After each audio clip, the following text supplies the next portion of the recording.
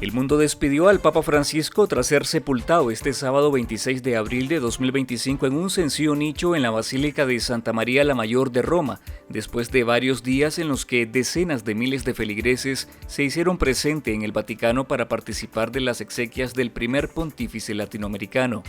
Al funeral asistieron más de 160 delegaciones internacionales y unos 50 jefes de Estado, entre los que destacaron el presidente Donald Trump y el presidente de Argentina Javier Milei, dos mandatarios que mantuvieron posiciones antagónicas con el sumo pontífice.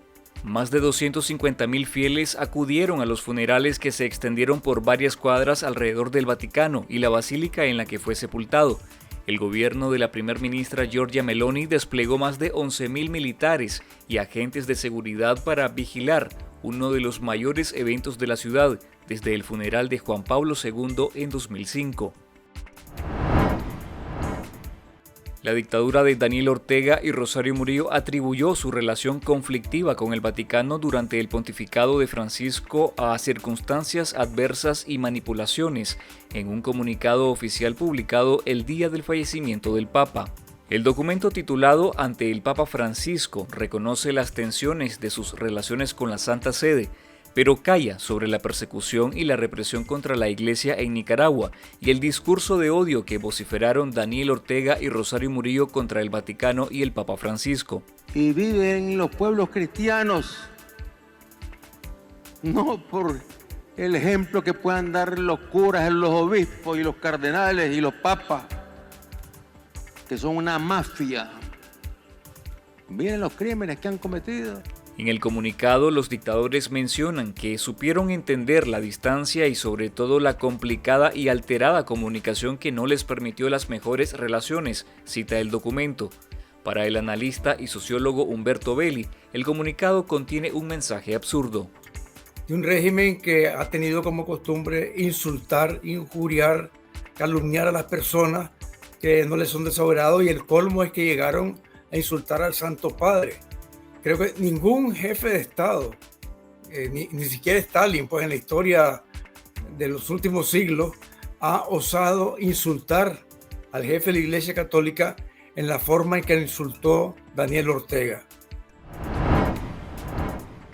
Sobre Nicaragua, el Papa Francisco manifestó su preocupación por la crisis sociopolítica y las violaciones a los derechos humanos en más de 15 ocasiones entre 2018 y finales de 2024. Bajo su papado, la dictadura nicaragüense ejecutó la peor represión contra la Iglesia Católica en el país, que incluye el destierro y exilio de 4 obispos, más de 130 sacerdotes, más de 90 religiosas y seminaristas. También la prohibición de procesiones religiosas y la suspensión de relaciones diplomáticas con la Santa Sede, el 9 de marzo de 2023, dejando a un lado la diplomacia habitual vaticana que caracteriza al máximo líder de la Iglesia. El Papa Francisco se refirió a Daniel Ortega y Rosario Murillo como una dictadura hitleriana durante una entrevista con el medio argentino Infobae. Yo ahí, con mucho respeto, no me queda otra que pensar en un desequilibrio de la persona que dirige. Ahí tenemos un obispo preso, un hombre muy serio, muy capaz. Quiso dar su testimonio y no aceptó el exilio. Es una cosa que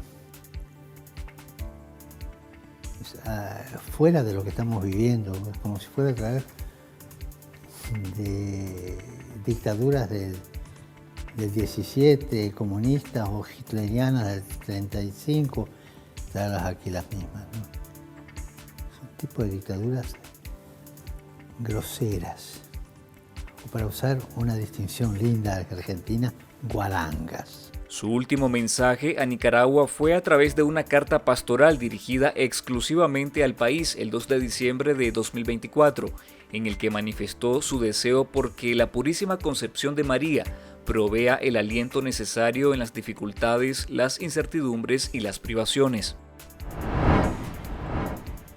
El cardenal Leopoldo Brenes se encuentra en Roma desde el pasado 24 de abril de 2025, en donde participó de las honras fúnebres del Papa Francisco.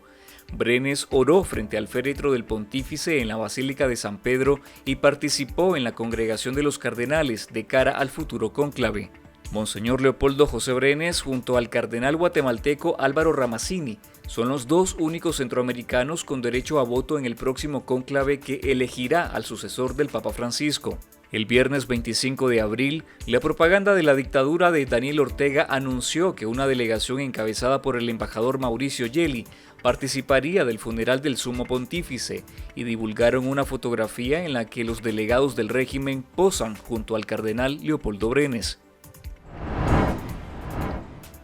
El dirigente opositor de los tranques en Carazo durante las protestas de 2018, Joao Maldonado, acusó a la inteligencia política del Ejército de Nicaragua y al Frente Sandinista de ser los responsables de los atentados criminales ejecutados en su contra en 2021 y 2024 en Costa Rica, país donde estaba exiliado.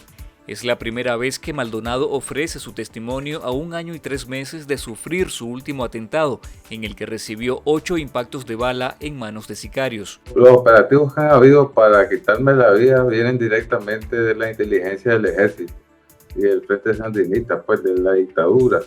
El primer atentado ocurrió el 11 de septiembre de 2021 en la zona de Escazú, en San José, cuando fue alcanzado por 5 balazos disparados por 2 hombres en una motocicleta. 3 años después, el 10 de enero de 2024, recibió 8 balazos, mientras su pareja Nadia Robleto recibió 1 en la columna vertebral.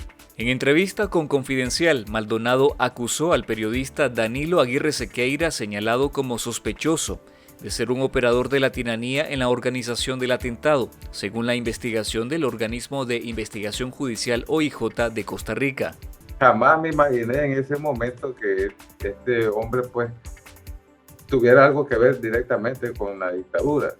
Sin embargo, me queda claro ya después de los hechos. La única persona que él sabía o que prácticamente sabía que yo iba a llegar ahí era Danilo.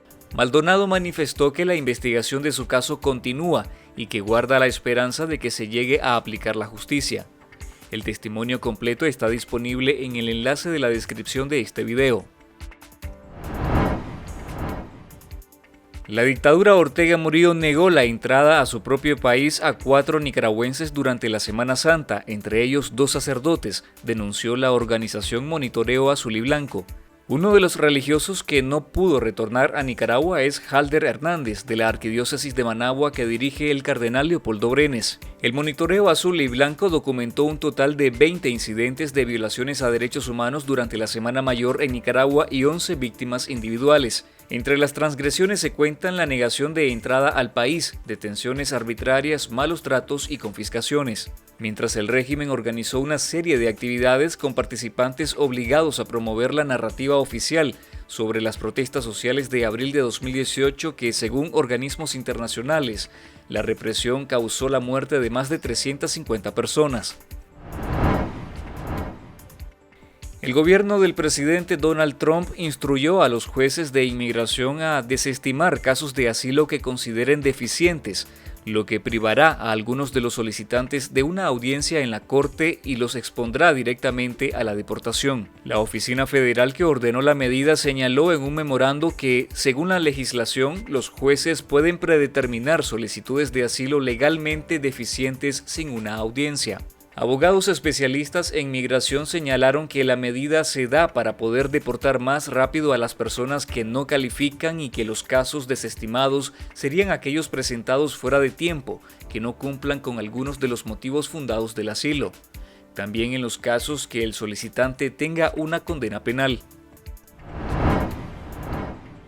Una docena de estados interpusieron esta semana una demanda contra el gobierno del presidente Donald Trump ante la Corte de Comercio Internacional de los Estados Unidos en Nueva York para detener su política arancelaria, argumentando que es ilegal y ha generado un caos en la economía estadounidense.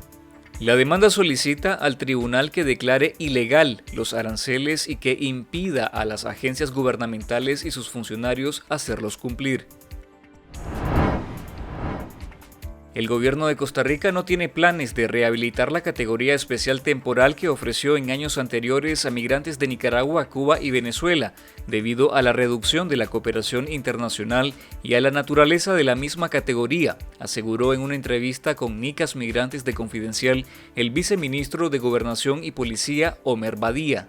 La vocería de Migración de Costa Rica afirmó a Confidencial que no se ampliará la categoría especial temporal para nuevas solicitudes. Sin embargo, indicó que quienes ya la tienen aprobada podrían renovarla por periodos iguales.